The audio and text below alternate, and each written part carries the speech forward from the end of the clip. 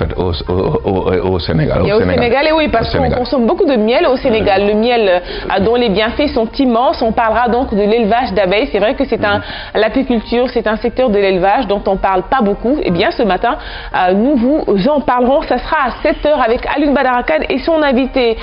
Dans la deuxième partie, Anta Seck reviendra sur un talent pur sur un jeune talent. Il s'agit de Dior Mbaye. Elle est revenue côté court, côté jardin sur donc ce talent que les Sénégalais découvriront davantage au fur et à mesure qu'elle se produira. D'ailleurs, elle sera bientôt produite par le groupe Gelongal. On l'a invité ici il n'y a pas longtemps. On parlera aussi d'immobilier. Vous le savez, quand on parle d'immobilier, on parle aussi évidemment de décoration. Ce matin, Tafa reviendra sur cette concurrence, en tout cas jugée déloyale, des produits dits importés sur les produits sénégalais. C'est vrai que ce n'est pas aujourd'hui, ce n'est pas demain la veille. Peut-être que cette concurrence-là va faire long feu parce que c'est une concurrence justement qui est destinée à durer, perdurer. On en saura davantage.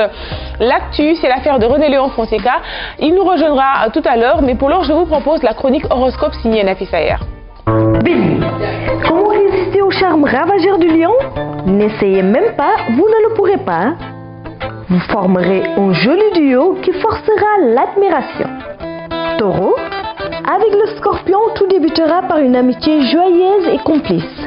Cette sympathique relation ne tardera pas à évoluer vers des rapports plus coquins. Gémeaux, le Sagittaire saura combler votre besoin d'amour et de passion. À ses côtés, vous vous épanouirez à vue d'œil, vous serez comblé.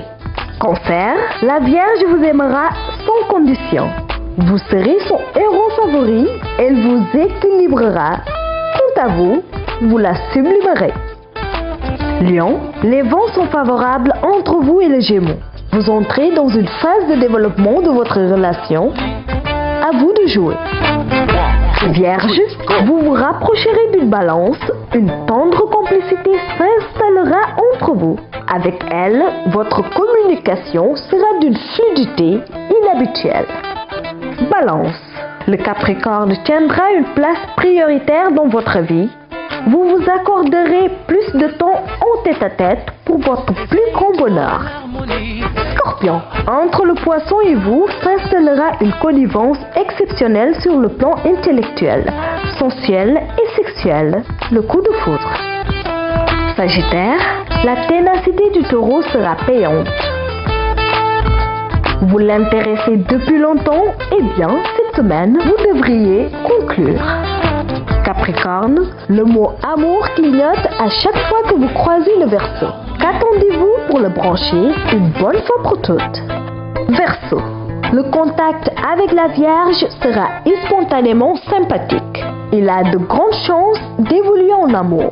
Vous voilà prévenu, vous savez ce qu'il vous reste à faire. Poisson, entre vous et le Verseau, la relation pourrait tout à coup s'enflammer comme une torche. Vous brûlerez d'amour l'un pour l'autre. C'était tout pour votre horoscope du jour. Excellente journée.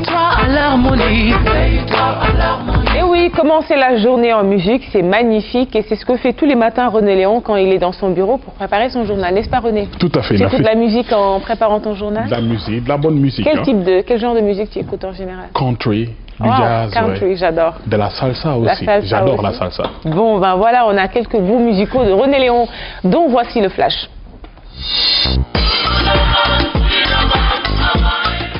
Mesdames et messieurs, bonjour, ravi de vous retrouver pour cette édition de la matinale à la une de l'actualité. Ce matin, le lancement officiel à Diamniadio des projets présidentiels de deuxième génération.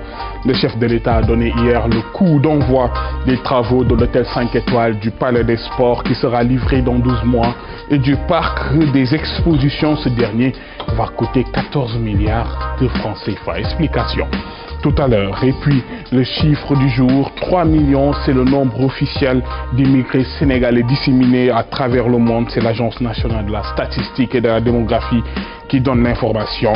Un chiffre qui impacte positivement sur le développement économique du pays avec des envois de fonds estimés en 2012 à près de 700 milliards de francs CFA. Amoudar Amtiam nous déterre tout cela tout à l'heure. Et puis, La Direction générale des impôts et des domaines tient à partir d'aujourd'hui ses 72 heures de journée nationale. Justement, ce matin, on s'intéresse de plus près à cette institution. Ses performances sont reconnues avec plus de 60% des recettes fiscales internes. Elle a principalement 3 grandes missions, dont la plus en vue est le volet fiscal. On verra tout cela tout à l'heure. Voilà pour le menu de ce mardi matin, mesdames et messieurs. Restez avec nous. Le développement de tout cela, ce sera dans quelques minutes. À tout à l'heure. Merci beaucoup René pour nous avoir donné un aperçu de ce qui sera ton journal à 7h20. On poursuit le bloc d'infos avec la revue des titres.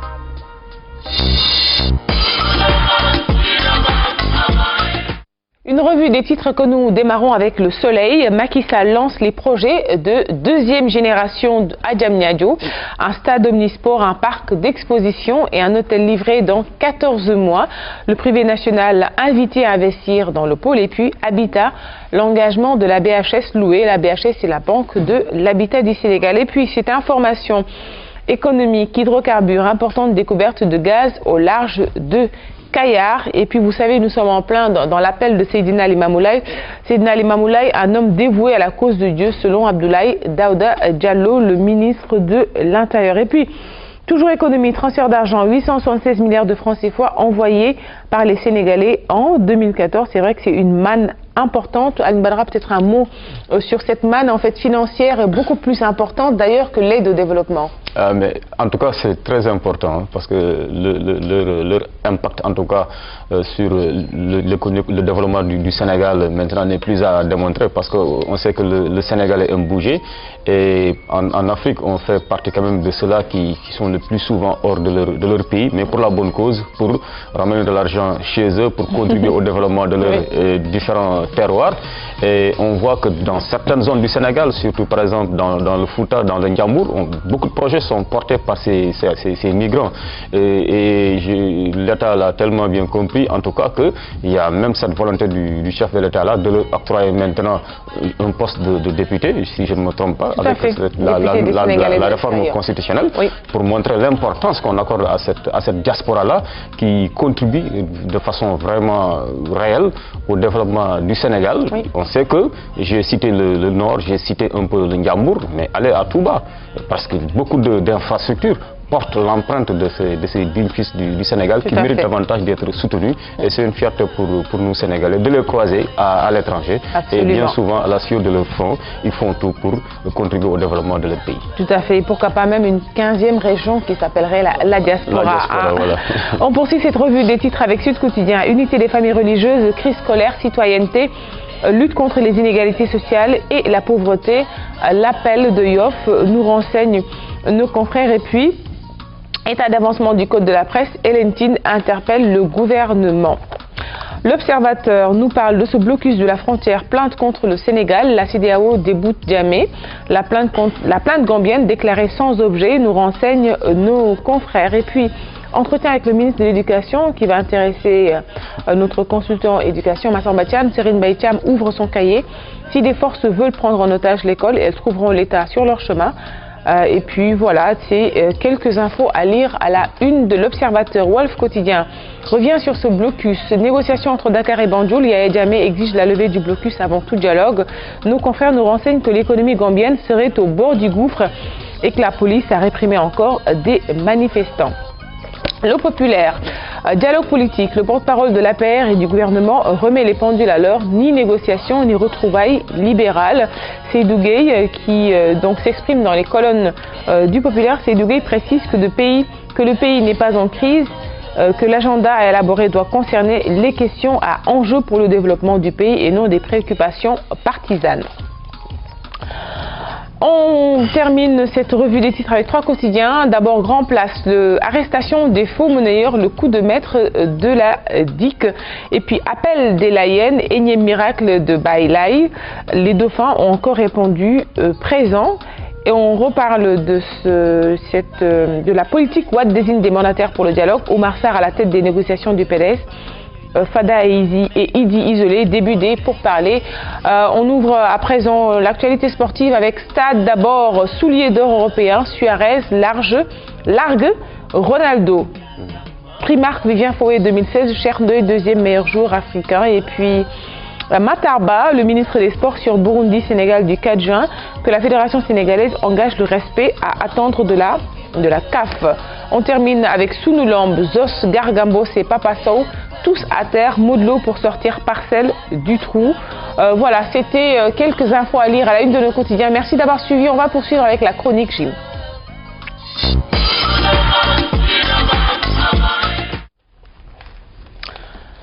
Ici au parc de Hann et avec le président Camara, le club uni par le sport.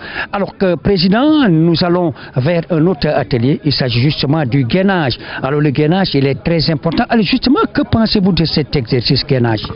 En fait, c'est un exercice physique important parce que avec le gainage, on travaille et les abdos et beaucoup d'abdos et également tout le corps. Donc dans le gainage abdominal par exemple, vous pouvez vraiment avoir des abdos qui sont solides et en même temps également quand vous fixez les mains, vous avez des bras, en même temps vous faites dans le gainage abdominal, vous faites en même temps vous faites travailler les biceps, les cuisses et c'est un exercice physique important pour le sportif. Merci beaucoup président. Alors je crois que c'est pas tombé dans l'oreille d'un sourd ces paroles qui ont été lâchées par monsieur le président Camara. Alors merci beaucoup, je vous souhaite une excellente journée et nous allons nous retrouver demain Inch'Allah. Président, c'est donc parti là, cet exercice de gainage véritablement. Alors tout à l'heure on disait que c'était quelque chose de très important. Alors là c'est vraiment une position, évidemment on va en avant, on revient en arrière, mais là c'est véritablement un très bon gainage. Il faut le faire avec intelligence parce que sinon en fait on peut se blesser facilement.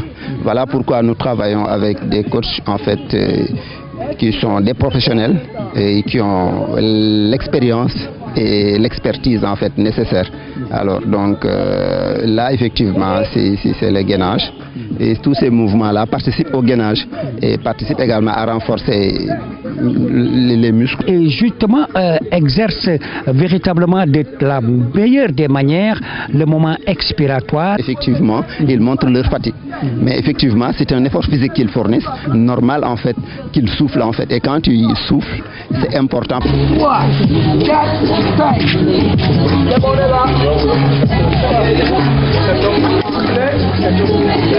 Alors mesdames et messieurs, voilà donc nous venons de terminer cette séance de gainage.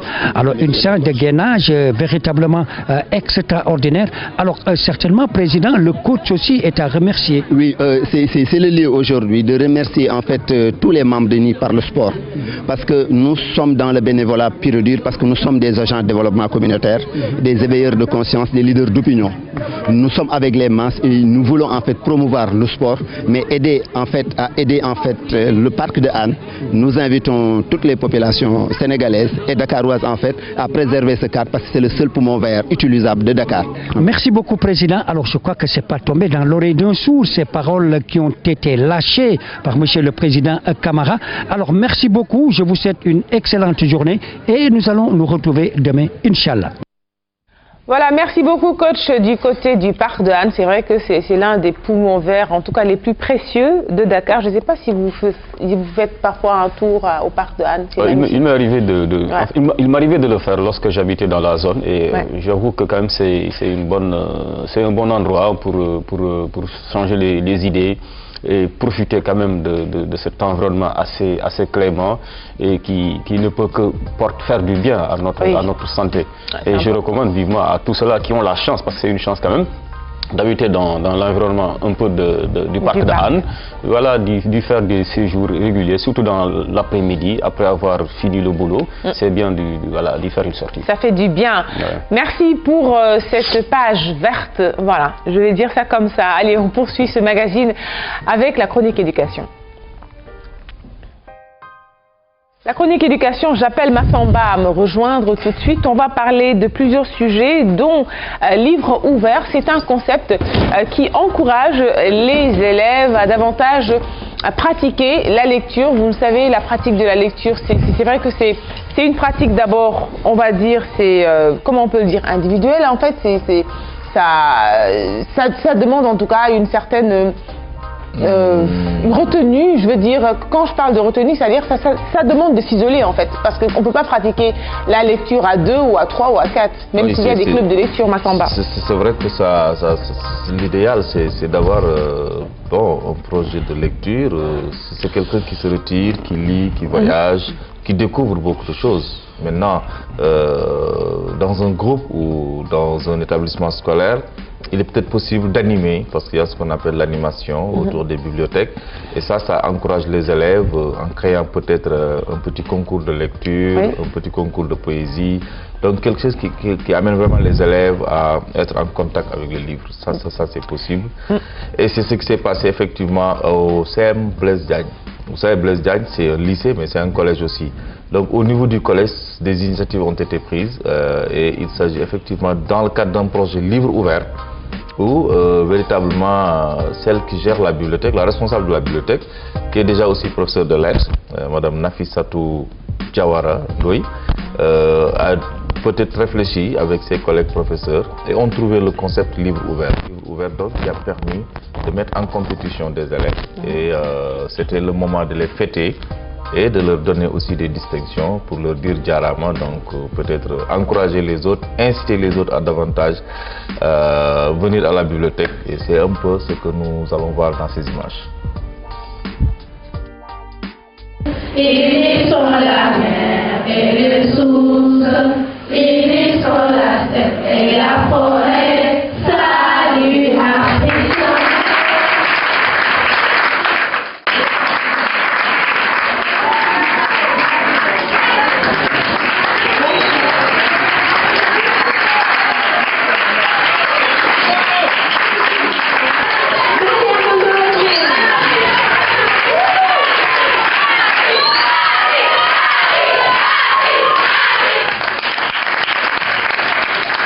Constatons que les élèves ont des problèmes d'expression, les élèves ne fréquentent plus la bibliothèque, ils ne connaissent même pas la bibliothèque. C'est dans ce cadre que nous avons fait un projet, élaboré un projet qui s'appelle Livre ouvert.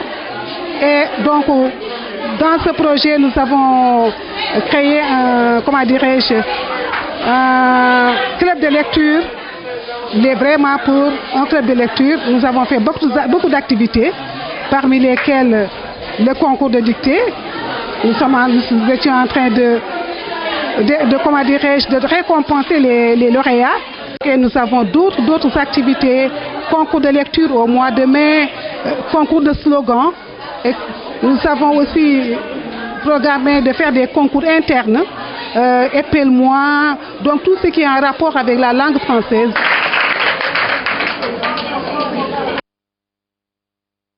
Donc c'est vraiment pour créer une saine émulation autour de la lecture, comme l'a dit la responsable de la bibliothèque. La lecture aujourd'hui, c'est une activité qui s'effrite avec le temps. On est dans les temps des TIC et donc hélas, les bibliothèques ne sont plus occupées. Il n'y a plus de rats de bibliothèque comme on disait avant, des élèves qui passaient tout leur temps à la bibliothèque. Oui, c'est vrai qu'il y a plus ce rush, cette fréquentation des élèves au niveau des bibliothèques. Comme vous l'avez dit, également aussi les TIC sont entre autres raisons, évidemment, mais je pense qu'aussi il y a toujours l'importance du livre est toujours là, parce que je pense qu'avec les TIC, on peut rapidement fignoler, avoir la synthèse d'un livre, le résumé d'un livre, mais quand on vraiment veut faire de la lecture, préparer bien son expression, comme l'a dit Madame Nafissatou Diawara. Il faut s'exercer, il faut fréquenter les bibliothèques, il faut vraiment chercher des livres qui peuvent vous permettre de découvrir d'autres choses, de découvrir d'autres mondes. Et je pense qu'il y a quand même certains élèves, heureusement, qui comprennent. Et ils ont réagi juste après aussi à Madame Nafissatou et on dit que la lecture est importante, nous allons les suivre.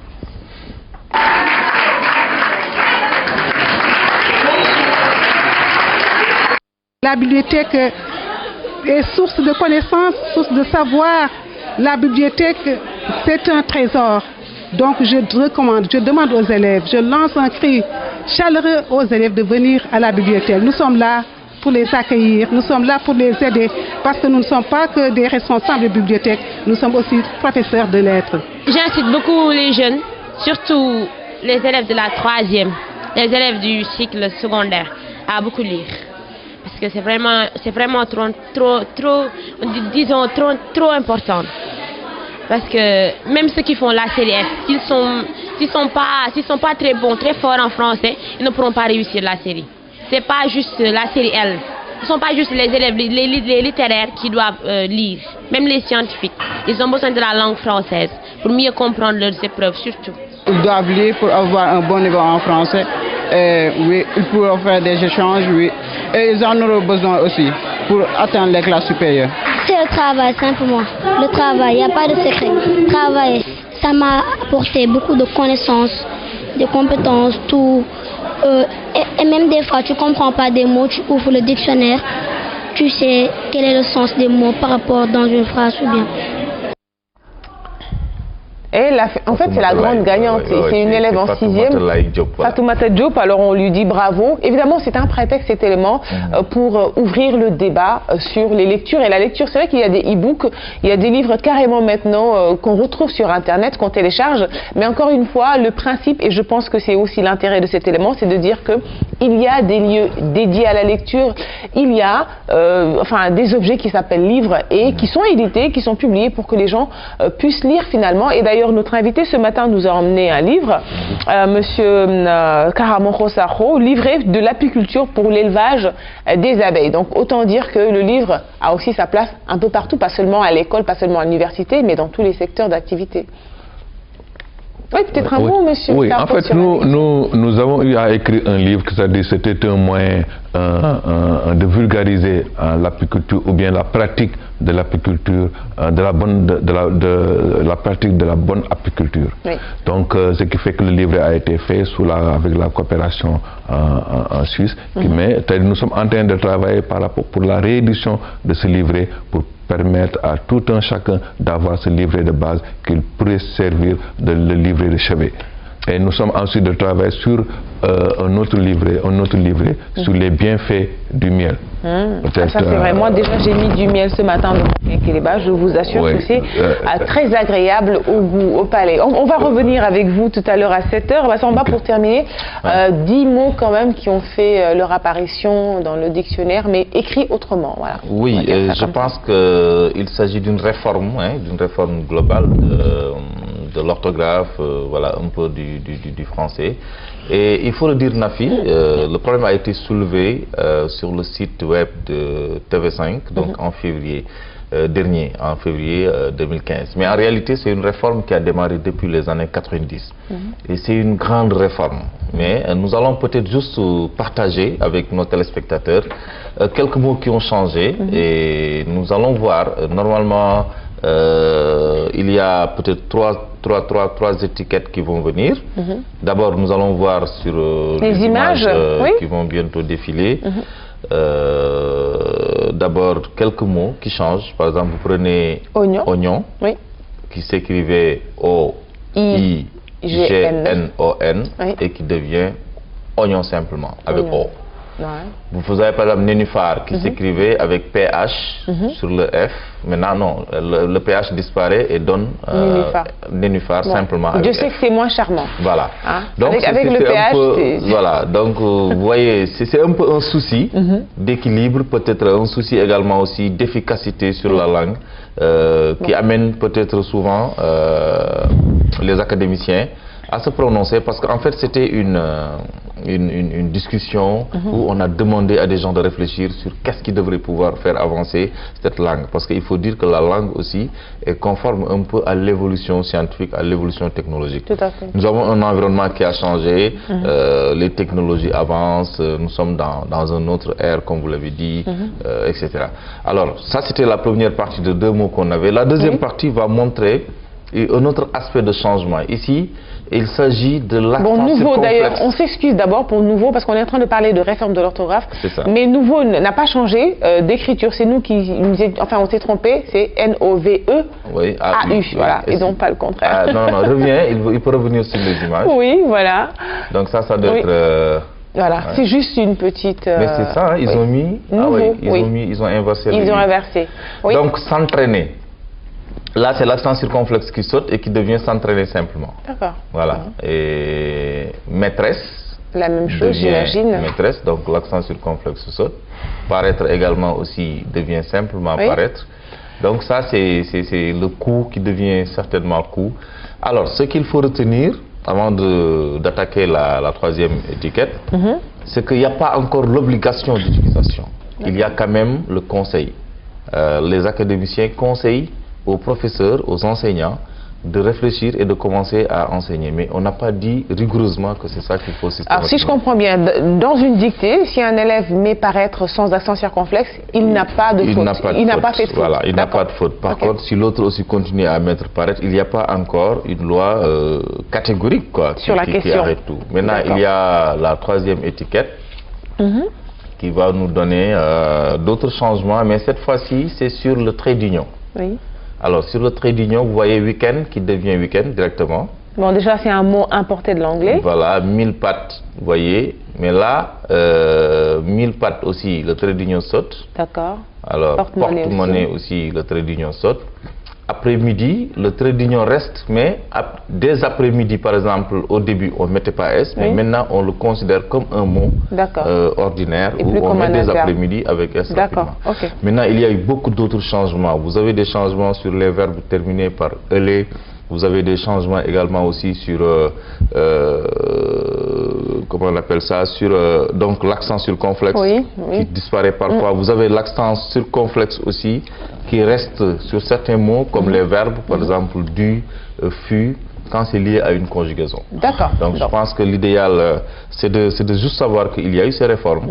Il n'y a pas encore d'obligation, mais quand même, et ce n'est pas encore tous les académiciens qui sont d'accord là-dessus. Ils sont d'accord, ah oui, j'imagine. Ça a créé des polémiques, ça a créé ça a soulevé donc beaucoup de controverses, mais il faut quand même dire que les gens ont réfléchi et ont pensé qu'il fallait alléger.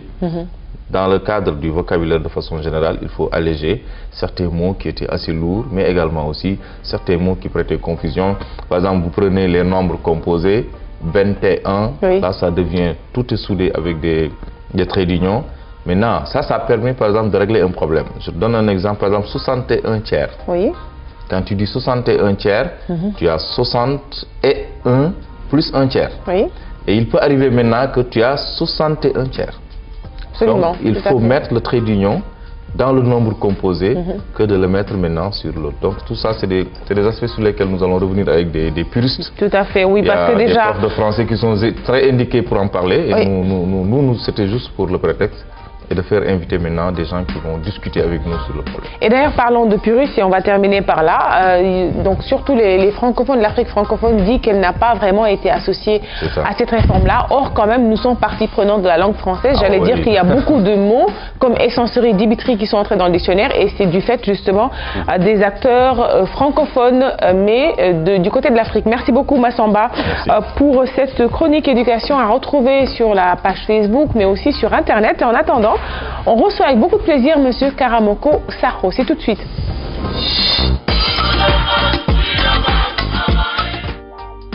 Anne Badara Kane qui va me rejoindre pour la chronique invitée. Je rappelle, M. Karamoko Sakho est agroéconomiste, apiculteur. Il enseigne dans beaucoup d'écoles, dont l'ESMV, l'École inter-État des sciences et médecine vétérinaire, l'UGB, l'Université Gaston Berger Saint-Louis, l'ENSA.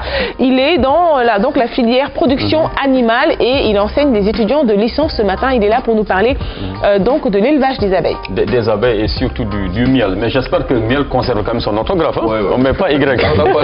M-I-E-L. Miel reste I-E-L. Voilà, c'est ça. Tellement c'est important parce que le miel, quand même, on ne le présente pas assez, renferme beaucoup de vertus. Est-ce que vous pourrez revenir avec nous, M. Sakho, d'abord sur ces vertus-là qu'on prête au miel et qui sont quand même, qui se révèlent réellement vraies? Peut-être la première chose qu'on dit, c'est-à-dire quand un enfant naît, la première chose qu'on ait à lui donner, c'était donc le miel. Le miel permet d'abord, joue sur les mémoires, et le miel a peut-être beaucoup d'oligo-éléments. Le miel est composé de beaucoup d'oligo-éléments. Le miel est composé de beaucoup de vitamines. Et peut-être pour être un peu terre à terre, c'est-à-dire ceux qui prennent le miel chaque matin, prennent une cuillerée de miel, presque toutes les maladies fuient celui qui le prend. Les maladies, moi je ne dis pas que le gars là est parfait, mais je dis que les maladies le fuient. Parce que compte tenu du miel, tout ce qui se trouve au niveau du miel, le miel a beaucoup de vertus. D'abord, c'est contre la malnutrition.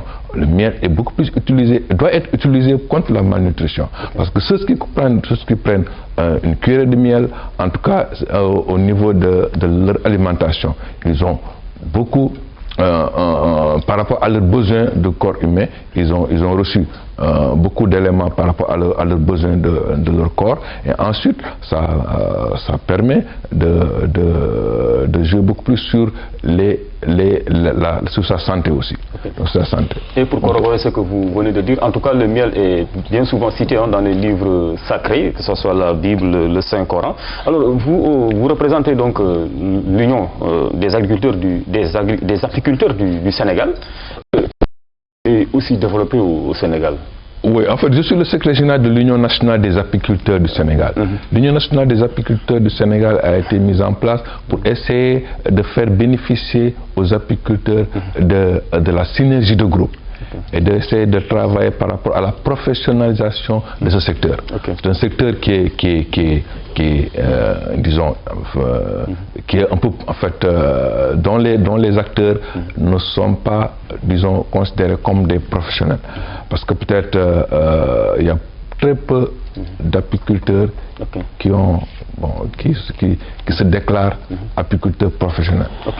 Alors si vous avez jugé utile en tout cas de créer cette union-là, c'est parce que en tout cas votre activité elle est très importante sur le plan économique en termes de production. Quelle est aujourd'hui la part de l'apiculture dans l'élevage et dans l'agriculture d'une manière générale ici au Sénégal? Pour donner un exemple, c'est-à-dire pour 100 francs de miel a été décelé que pour 100 francs de miel, la production agricole augmente de 2000 à 3000. Et de 2000 à 3000. Et peut-être donner un peu de mimétisme, peut-être je dirais ça. Quand j'étais en Israël, on a eu à avoir dans une exploitation agricole, il y a quelqu'un qui était dans une... il a mis des ruches dans une exploitation agricole.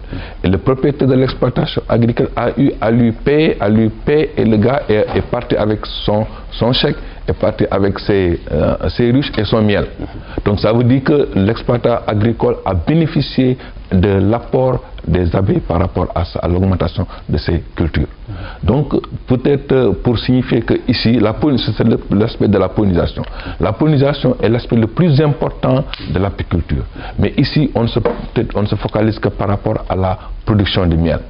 Or que dans les pays de l'Afrique de l'Est, maintenant, ils mettent beaucoup plus l'accent sur la pollinisation que par rapport à la production de miel. À la production. Donc les bienfaits de l'apiculture, en tout cas, sont nombreux. Hein. Ça touche à la fois l'agriculture et l'élevage, mais aussi sur le plan économique pour vous qui pratiquez cette activité-là. Est-ce que vous vous estimez heureux? Est-ce que l'apiculture aujourd'hui nourrit son homme au Sénégal? Oui, en fait, je ne vais pas peut-être essayer de m'étendre sur moi. Peut-être je travaille depuis l'apiculture. J'ai viré carrément dans l'apiculture depuis 1998. Et je ne fais rien d'autre que par rapport à l'apiculture. Et j'ai eu à bénéficier de beaucoup d'avantages par rapport à l'apiculture. Et peut-être pour donner un exemple, il y a un colonel de l'armée qui est passionné de l'apiculture et qui travaille depuis 1974, et il a eu à dire que je vais le citer, c'est le colonel Dembélé, qu'il peut rester un an sans pour autant user de son salaire et ne jouir que de l'apiculture, que des produits de l'apiculture. Et même ses enfants paient, peut-être, il paye les études de ses enfants par rapport à l'apiculture. Et il reçoit des recettes assez importantes par rapport à l'apiculture. Mais le problème de l'apiculture, c'est que les gens n'ont pas confiance à ce qui se voit au niveau des marchés, au niveau au niveau de la rue. Ce qui fait que les gens n'ont pas confiance de consommation de miel. Or que... Moi, je voudrais vous interpeller par rapport surtout à ceux qui ont fréquenté les zones de Kédougou, de Kolda. Mais jusqu'ici, on a une exploitation traditionnelle du miel. Est-ce que ça, des choses sont en train d'être faites? Oui, en fait, nous avons eu à travailler avec l'Office national de formation professionnelle. Depuis 2000, nous sommes en train de travailler avec eux sur les formations des apiculteurs. Pour les convertir, les chasseurs de miel, c'est des chasseurs de miel sur lesquels, dans ces zones-là, c'est beaucoup plus de chasseurs de miel. On est en train de les convertir pour qu'ils deviennent des apiculteurs professionnels, des apiculteurs d'abord, avant de devenir des apiculteurs professionnels. Parce que apiculteur professionnel, ça veut dire qu'on ne travaille que par rapport à l'apiculture. Et peut-être pour donner aussi un autre exemple, quand j'étais à Faoun, quelqu'un dit que au niveau de leur village, et les agriculteurs ont des fois des problèmes et c'est seul un apiculteur qui n'est pas confronté à des problèmes d'ordre financier. C'est celui seul, tout le monde se rabat sur lui pour pouvoir.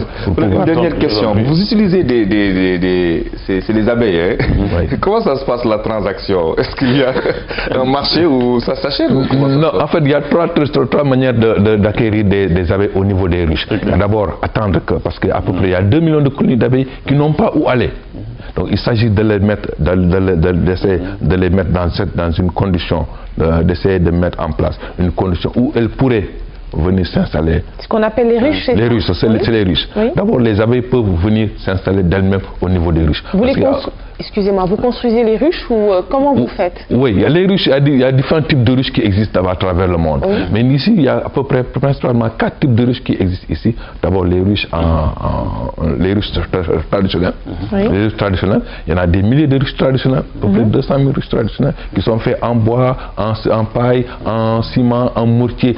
Tout ce que les gens là trouvent, ils peuvent en faire des ruches. Parce qu'il faut signaler qu'il y a des millions de colonies d'abeilles qui cherchent où habiter. Si vous mettez quelque part, peut-être, je mettais les conditions, vous mettez un instrument, les abeilles peuvent y venir et habiter. Okay. D'abord, les ruches traditionnelles, ensuite les ruches importées. Les ruches importées qui ne s'adaptent pas à notre contexte, compte tenu de certaines particularités que le Sénégal a. Il y a les ruches la ruche kenyane, qui a été conçue au Kenya pour essayer d'être la transition entre les ruches modernes et les ruches traditionnelles, qui a ses vertus mais qui présente certaines limites par rapport à notre contexte, parce que c'est fait en bois et ça nécessite une certaine connaissance. Mais il y a un autre type de ruche qui est un développement horizontal, un ruche en ciment qui est développement horizontal, qui ne nécessite pas une connaissance en apiculture et aussi qui ne nécessite pas des moyens financiers assez importants. Parce que peut-être pour vous donner un exemple, peut-être ça a été mis au point par le colonel, à peu près pour un sac de riz, on peut avoir 2 ruches. Okay. C'est extrêmement bas. Extrêmement bas. Donc les abeilles, il s'agit de les attirer dans les colonies, dans les ruches, pour qu'elles commencent à produire le miel. Et on ne viendra que pour récolter ce qu'elles ont eu à produire. Okay. Finalement, M. Sakho, vous dépendez de quel département? Parce que votre activité elle est tellement transversale. Tantôt ça touche à l'agriculture, à l'élevage et à d'autres aspects aussi environnementaux. Par exemple, vous parlez par exemple, de la protection de la nature, avec ces ruches-là qu'on devrait préserver. Finalement, vous dépendez de quel ministère? L'apiculture a été logée au niveau du ministère de l'élevage. Est-ce que ça vous convient cela? En fait, nous n'avons pas à dire. Oui, mais non, c'est l'occasion aujourd'hui de dire ce que vous pensez réellement de ça. Oui, en fait, nous partout où on nous logera, il s'agirait de mettre les moyens qu'il faudrait pour que l'apiculture puisse se développer. Donc ça veut dire que vous n'avez pas assez de moyens. L'apiculture est le parent pauvre du secteur agricole. Okay. Peut-être je vous dirai un exemple. Le secteur pauvre du secteur agricole. Finalement, vous dépendez du ministère agricole, vous avez dit. Il y a de l'élevage dans le ministère de l'élevage. Vous dépendez finalement donc du ministère de l'élevage. Avec un budget de 50 millions, ça n'a absolument rien. Peut-être on demanderait au président de mettre peut-être même 300 000, 1 milliard, 300 millions par an, et de regrouper les secteurs qui évoluent dans l'apiculture, et on sera sûr que dans 3 ans, l'apiculture atteindra le degré qu'elle devrait avoir au niveau. Pourquoi pas en faire une agence à l'image de l'aquaculture pour mieux développer et booster ce secteur-là qui est tellement porteur au vu de vos explications? Oui, ce serait un plus. Ce serait un plus qu'on mette une agence qui va s'occuper exclusivement de l'apiculture, qui va s'occuper exclusivement du développement de l'apiculture. Et pour améliorer certainement non seulement la chaîne de production, mais aussi la chaîne de distribution. Oui, c'est le problème peut-être par rapport à la distribution. Oui. Les gens n'ont pas confiance et puis les gens ne sont pas au courant peut-être des bienfaits Mais de quel type de miel? Le miel naturel ou le miel industriel finalement? C'est quel type de miel? Parce que parfois les gens vous disent que oui, les miels qu'on vend en rayon sont trop industrialisés, qu'il y a trop finalement d'éléments qu'on rajoute. Est-ce que vous confirmez ça? Non, le miel, quand on parle de miel, ça veut dire que c'est seuls les abeilles qui sont en mesure de produire du miel. Seuls les abeilles. Quand on y met quelque chose, ce n'est plus du miel. En ce qui nous concerne. Quand on y met quelque chose d'autre, ce n'est plus du miel. Alors, et vous, les apiculteurs sénégalais, vous nous présentez quoi sur le marché? Du miel pur? Du miel, oui. C'est-à-dire, il y a des aussi dans le processus que nous avons, les formations que nous faisons, c'est-à-dire on apprend aux apiculteurs traditionnels de comment récolter le miel. Il faut que le miel soit bien récolté pour que ça puisse avoir un impact sur le corps humain et ça puisse se conserver pendant des années. Pendant 5 ans, 6 ans, 7 ans. On peut le conserver. On peut le conserver, ça ne pose pas de problème. Alors, il faut rappeler, Nafi, que le miel a remplacé le sucre avant. Par exemple, jusqu'à présent, vous allez dans certaines localités, les gens le matin, quand ils font la bouillie, ils mettent du miel. Ils mettent du miel. Absolument. Moi, tout à l'heure, j'ai mis du miel dans mon thé. Mais aussi pour étayer tout à l'heure la version d'Anne Badra qui disait finalement, vous dépendez de quel secteur. Côté agriculture, parce qu'ici, à la page 20 de votre livret, il est dit que la pollinisation, importance de l'abeille en agriculture. Donc la pollinisation et la fécondation des fleurs entre elles-mêmes, elle est provoquée par le vent ou les insectes et principalement par les abeilles. Et que les chercheurs ont trouvé que la pollinisation augmente aussi bien la quantité que la qualité des fruits et légumes et grains issus des plantes visées par les abeilles. Donc ça veut dire justement que vous avez un lien, vous êtes intrinsèquement lié aussi au secteur agricole en fait. Oui, en fait, comme on dit, c'est-à-dire la pollinisation est l'aspect le plus important de l'apiculture. Par exemple, pour 100 francs de miel, l'agriculture, la production végétale, il gagne entre 2 000 et 3 000 francs. Peut-être, bon, on a eu les cadres du ministère de l'Agriculture ont eu à me convier à un atelier. J'ai eu à leur parler de l'apiculture. Mais peut-être jusqu'à présent, ça reste pour que les choses puissent continuer. Donc, au niveau des pays de l'Afrique de l'Est, les gens mettent beaucoup plus l'accent sur la pollinisation que par rapport à la production de miel. La production de miel est insignifiante par rapport à ce que l'abeille pourrait apporter au secteur agricole. Vraiment insignifiant. Okay. Alors, on sait avec surtout l'action de l'homme, l'habitat des abeilles est de plus en plus menacé. Je donne l'exemple un peu de la déforestation. Est-ce que cela ne nuirait pas un peu à vos activités? Oui, en fait, la source de miel vient du nectar récolté par les abeilles au niveau des arbres. Donc, plus il y a déforestation, moins il y a de miel en principe, mais moins il y a de miel. C'est-à-dire même les problèmes des pesticides, c'est une contrainte par rapport à la production de miel. Donc il s'agit d'avoir des zones forestières qui doivent être préservées aussi bien pour la biodiversité, aussi bien pour la production de miel. Okay. Mais est-ce qu'il ne faudrait pas aussi mettre l'accent un peu sur la sensibilisation aussi, c'est-à-dire sensibiliser là un peu abordé, en tout cas ceux qui sont un peu dans l'artisanat encore, dans la récolte un peu de miel en zone rurale où on n'hésite pas des fois à brûler un arbre juste pour récolter du miel. Est-ce qu'il ne faudrait pas aussi sensibiliser davantage vos pères là qui sont dans le même secteur que vous? Oui, en fait nous y travaillons parce que peut-être on a un programme avec l'ONF. Au début, ils nous donnaient ils nous ciblaient de cibler les 6 zones auxquelles on a assuré la formation. Maintenant, peut-être ils nous assurent une formation par an. Mais, c'est-à-dire, notre credo, c'est de former les gens à devenir des apiculteurs. Parce que avant nous, ceux qui font ces méthodes-là, on les appelle des chasseurs de miel. Voilà, des chasseurs de miel. C'est-à-dire, ils brûlent les arbres, ou brûlent là où se trouvent les abeilles, ou bien ils brûlent les résultats des gens pour récolter le miel. Or que récolter le miel, pour avoir du miel, moi je dis toujours miel, parce que si du bon miel ou bien du ce n'est pas, quand on récolte quand on récolte normalement, c'est ça qu'on appelle miel. Quand on y ajoute quelque chose, ce n'est plus du miel. Ce n'est plus du miel. Merci beaucoup, monsieur Karamoko Sakho. Je rappelle, vous êtes agroéconomiste, apiculteur, vous êtes le secrétaire général de l'Union nationale des apiculteurs du Sénégal. Et donc, avant la fin de ce magazine, vous nous direz aussi si le miel sénégalais est compétitif sur le marché international, parce qu'aussi c'est de ça dont il s'agit ce matin, c'est de voir finalement si c'est porteur justement dans notre économie. Pas du tout agréable le matin. Merci beaucoup. On poursuit avec le journal. C'est parti. Les titres de cette édition: lancement des projets présidentiels de deuxième génération. Le chef de l'État a donné le coup d'envoi des travaux hier à Diamniadio. Et puis à suivre également le focus du jour, il s'intéresse à la Direction générale des impôts et domaines. La Direction générale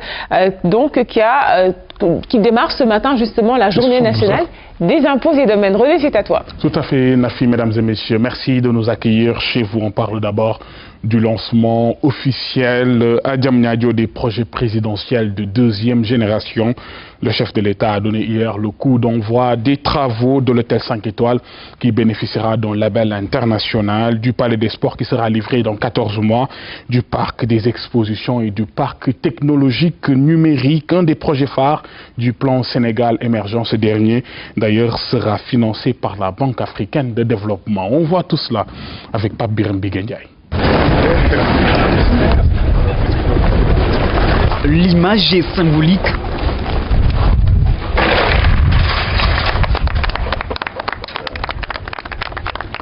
Elle traduit la grandeur d'une œuvre qui se réalise dans l'ère du temps de l'action. Le président de la République, Macky Sall, donne le tempo d'une deuxième génération de projets grandeur nature qui mettent le cap sur l'émergence.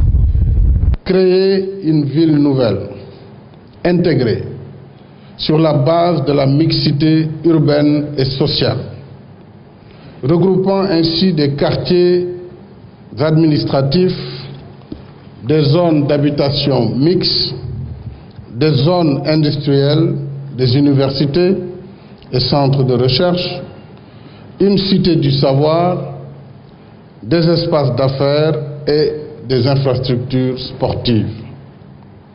C'est tout cela, Diamniadio, pour en faire une ville qui répond aux exigences d'une cité moderne.